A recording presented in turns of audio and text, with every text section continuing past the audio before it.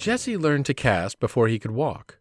My first recollection of fishing with him is one of me standing in hip waders on Otto Lake with Jesse sitting on my shoulders.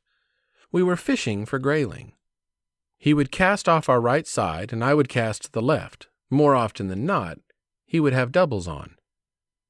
The last week in May, I took the kid fishing again.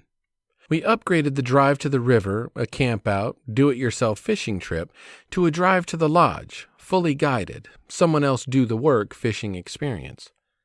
The early run of saltwater kings bound for the Kenai River and Upper Cook Inlet were our target.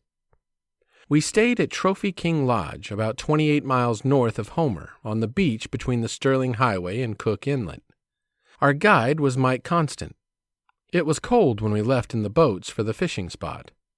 As do all good guides, Mike had a story to tell until a king hit. Then it wouldn't matter what the weather was, we would be warm. Mike said his dad told him you can't catch if you are comfortable. We were cold and uncomfortable, and we were not catching fish. Mike got Jesse laughing and warmed him up a bit when he said, "If what my dad said was true, this morning I would sit on the side of my pocket knife to make the fishing pick up." Not long after, we took the first hit, then another, and then the third. A triple hit. As the battle raged, we fought to get the fish in without tangling lines. Mike held up his knife and told Jesse, "I guess I had better put my pocket knife away." I can't remember what the weather was like for the rest of the day.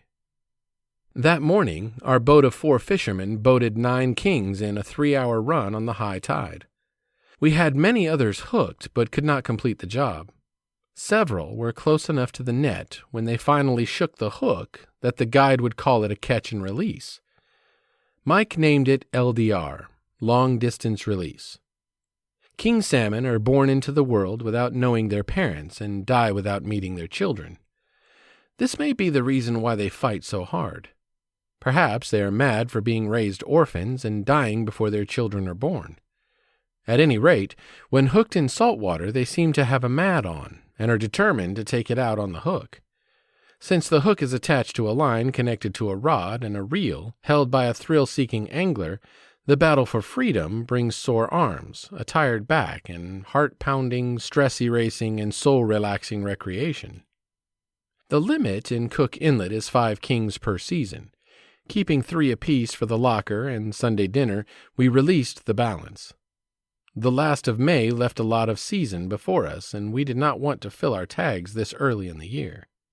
At week's end, Jesse went home drunken with fresh, clean, clear salt air, suntanned cheeks, and the overall intoxication that comes from being in the outdoors catching fish with his dad. The kid is 30 years older than on our first trip to Otto Lake.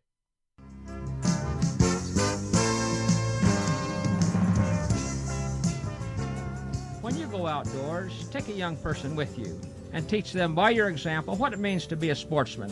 Behind the wheel or in the boat or on the road or in the lake, take the high trail and practice ethics of fair chase. Goodbye and good luck. May God bless you in the land of the midnight sun, and may your days be happy and long in Alaska's outdoors.